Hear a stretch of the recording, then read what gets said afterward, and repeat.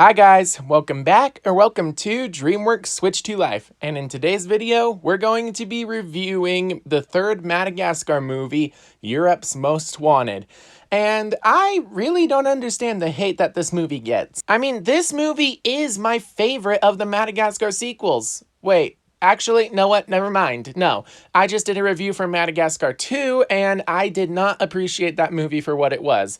And while both of the movies are good, 2 was better. So yeah, I get why some people might call this the worst of the Madagascar trilogy, but it's nowhere near as bad as people make it out to be. So let's talk about it. The animation is amazing. So first off, the animation for the first movie is slightly aged, which makes sense considering that the film is almost 20 years old. But with this third movie, they just amped up the animation to peak. And it's awesome, especially when you get to the circus performances in the movie. That's really where this movie shines with its animation. But I do have to point out a couple of animation errors, mainly that the characters swim across the entire ocean, but when they surface, they aren't wet, which is really weird. Also, Alex's birthmark, which was a very important plot device in the second movie, constantly disappears and reappears throughout this movie, which is really stupid. And honestly, it made sense why they didn't do it in the first movie. They hadn't thought of it yet, but in this movie, it should be important enough that it's in every single scene, but it's not. As for the voice acting, that was also really good. The problem that I do have is that sometimes the accents can come across as a little exaggerated, but I think that's okay. As for the music in this movie is simply awesome. Probably the best music out of the entire Madagascar trilogy. Not only does it bring back the iconic music from the first 2 movies,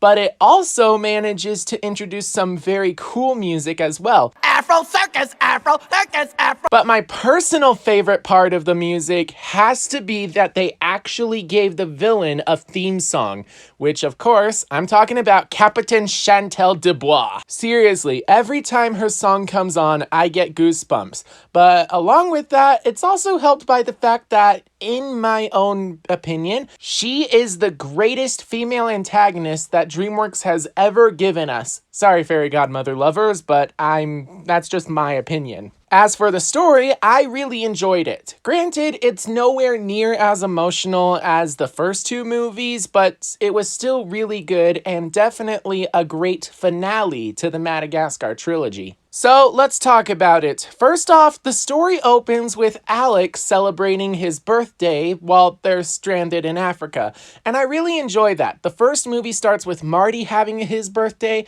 and now the trilogy ends with Alex having his birthday. So the gang builds a model replica of New York City out of sand from crazy obsessive memory. And at this point, the gang is a little bit fed up with Africa and they want to return home to New York. Unfortunately, their ride, the Penguins of Madagascar, took the plane to Monte Carlo to honeymoon and they still haven't returned.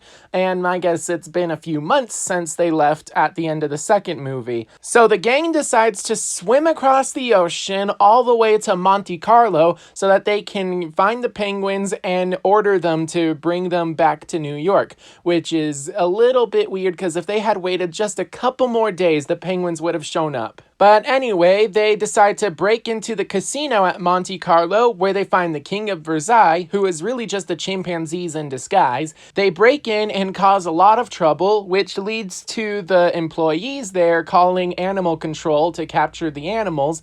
And when they do, they're led by the very famous Capitaine Chantal Dubois. And I'm just gonna say it, I feel like that Capitaine Chantal Dubois, despite being a human, is more of an animal than these guys are, which is really weird. But it really just adds to her overall character, which I really enjoy. So her dream goal in life is to hunt down every single animal, but especially the king of the beasts, a lion. She has a perfect case record when it comes to capturing animals, and I have a feeling that that's because she does not stop for anything or anyone, no matter what. She breaks laws, she breaks buildings, she literally defies defies the laws of physics just so she can get her prey. So I really enjoy her as the villain of this movie, especially because, as far as the animals are concerned, she is literally the devil in disguise. Oh, and she has an amazing voice. That really helps her character out too.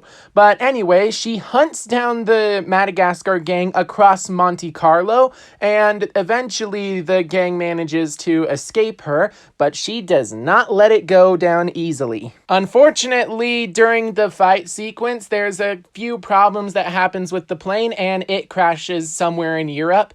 And unfortunately, the monkeys' labor laws are a bit more lenient in France. You see, they only have to work 2 weeks a year.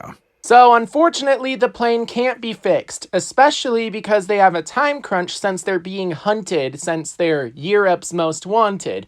Or rather, they're the most wanted animals in all of Europe. Luckily, there's a circus train nearby, and after some convincing with the animals, the circus decides to hide them, and thus they run away with the circus. What a cliché. They meet some of the animals, including Gia, a cheetah who Alex falls in love with, and I really love how that love relationship, it never really drives the movie forward. It just kind of takes a back seat and it's just there, but that's good because it means that it's not a rushed relationship, if you know what I mean. And then there's Stefano, a happy-go-lucky sea lion who Marty kind of clicks with, but unfortunately, he's only average intelligence. Some say I'm even slightly below.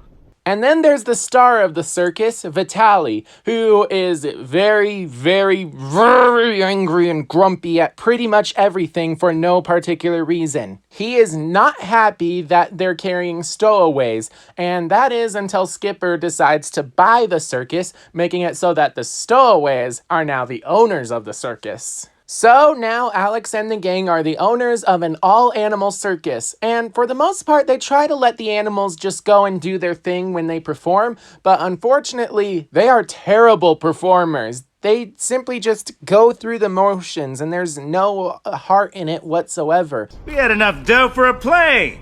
Are you kidding me? But that's when Stefano reveals not only why the circus sucks, but also why Vitaly is such a grump. Turns out that Vitaly was the star of the show, and he was able to do the impossible of jumping through tiny hoops, all the way to the point where he can literally jump through the tiniest of rings that would fit on the slimmest of lady fingers. Okay, so either Vitaly as a tiger is part cavern crusher and can collapse his skeleton, or he's defying the laws of physics right now. Turns out that he also uses extra virgin olive oil to make himself slippery so he can slide through easily. And unfortunately, he comes up with a very bad idea. Light the hoop on fire! So after that whole disaster happens, Vitaly lost pretty much everything. His hope, dreams, his wife, and of course, his passion.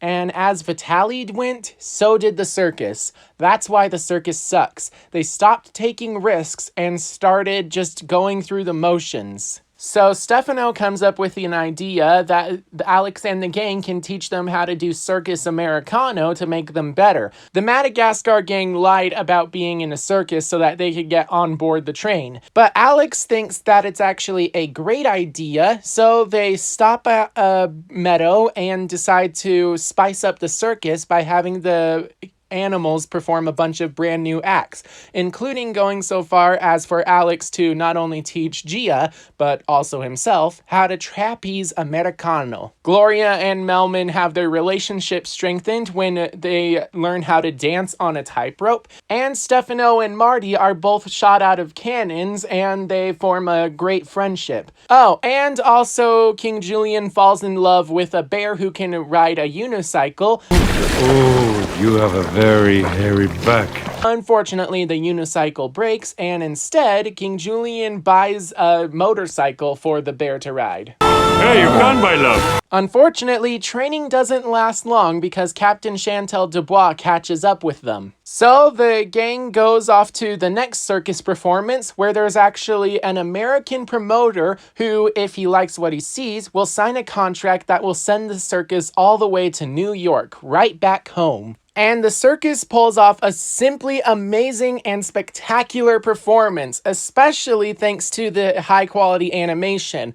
Although a few of the acts do defy the laws of physics, so. Anyway, the promoter signs the contract, and that's when Captain Chantal Dubois attacks, even going so far as to reveal that Alex isn't actually from a circus, he's from the New York Central Park Zoo. Luckily, the penguins decide to go commando on her and her gang, and they fire them out of a cannon, but unfortunately the damage is done. The Madagascar gang are revealed to be liars and that they were just using the circus so they could go home, even though the four of them have managed to fall in love with the circus and what they were able to do in it. Unfortunately, the circus animals no longer trust the Madagascar gang, so when they get to New York, the Madagascar gang decides to leave and return to the New York Zoo, where when they get there, they realize they don't actually want to be in a zoo. Sure, it's their home, but it's literally just a bunch of fences that they would stand around in all day. After traveling the world and having fun, adventure, actually living in danger,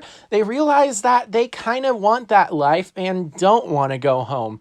So they decide that they want to rejoin the circus, but unfortunately, Captain Chantal Dubois shows up and tranquilizes the Madagascar gang. And then a very drunk King Julian decides to travel all the way to the circus so that he can be with his one true love, and he ends up giving up his crown. And that's when Skipper finds the tranquilizer dart on King Julian's tail and reveals that the hippies were ambushed, and the circus decides that they need to do something to help their friends. So the circus pulls off a very cool air performance as a disguise so that they can help rescue their friends from their cages, and after a very climactic battle against Chantal Dubois, Alex manages to defeat her and pull off the American stunt that he lied about to get on the train, which is really good and just proves that despite not being circus, the Madagascar gang are circus. So the film ends with the Madagascar gang finally being happy because they feel like they're finally home. And that's why I think that this is the perfect finale. Oh, and also the fact that Captain Chantal Dubois was actually shipped off to Madagascar. That was a pretty funny but fitting end to the franchise. Of course, that hasn't stopped some people from speculating that there could be a Madagascar 4. See, what I don't like about the Madagascar franchise's history is that the second film was confirmed back when the first film was released, and the third film was confirmed a few months before the second film was released. But this film was released in 2012, and in 2014, we got confirmation that DreamWorks was working on a Madagascar 4 with a target release date of 2018. It was since then removed from the schedule. Unfortunately, it still happened, and now there's some fans out there who actually want a Madagascar 4, and they're happy that the last word that they got was Tom McGrath saying that it's possible it could happen. Unfortunately, I am not one of them. I feel like Madagascar 3 was the perfect ending to the franchise. And at this point in time, Madagascar 3 is over a decade old, meaning that now the franchise has had its perfect ending for over a decade. You could say the same thing about Shrek 5, but unfortunately, it's kind of not the same in my eyes. I'm excited for Shrek 5 because it was confirmed way back in 2004 before being canceled just because DreamWorks wanted to stop the Shrek franchise from feeling like a cash grab. Luckily, they brought it back into development in 2016, and since then have decided to go and make it better, and now it has a release date of July 1st, 2026. So I feel like with Shrek 5, it was a final chapter that was canceled and then brought back. That's why I'm excited for it. Madagascar 4, it kind of feels like they just wanted to make a 4 as a cash grab, but then they decided to quickly cancel it because of that. So I feel like if there is a Madagascar 4, there needs to be a very good reason for it to ruin the ending of the third movie. And luckily, DreamWorks hasn't confirmed that there is still a Madagascar 4 in development.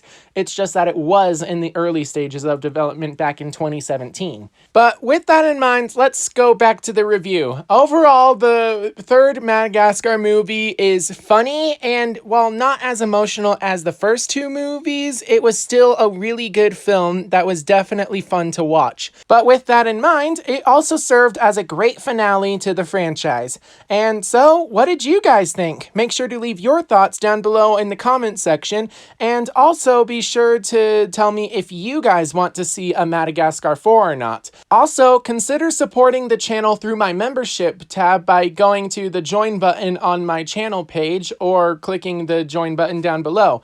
Or you can always just do the free option and subscribe. But with that in mind, I hope that you're staying safe out there, and I will see you all in my next video. Bye bye. These pillows are filled with baby birds!